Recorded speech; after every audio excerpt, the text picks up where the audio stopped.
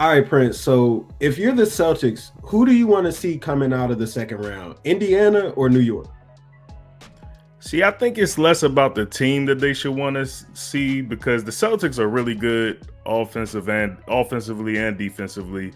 So I don't think it really matters who they play. They should advance. If they don't, then something went terribly wrong. But if there's one thing we know that can beat a good defense, it's just great individual talent. And I think the best individual player coming out of that series would be Jalen Brunson. And so I think they should want to avoid Jalen Brunson more than anything. So I'll go ahead and say the Knicks.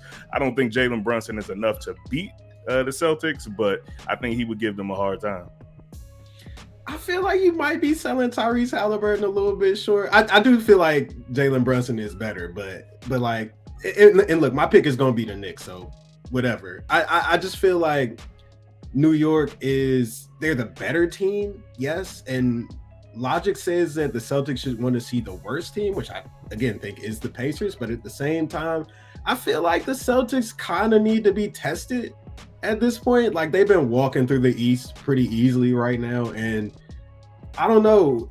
There have been a few blowouts here and there with Miami and with Cleveland, but if they go into the finals with say like a 4-0 sweep on the Pacers, and then you got to play the Nuggets or you got to play the Wolves, like do you really want that to be the first time in the playoffs that your team is really getting challenged? Do you really want that to be the first time that you get punched in the mouth and you got to punch back? Like I don't know. Maybe the Celtics are experienced enough with all of their playoff experience, their failures from the last 8 years or whatever.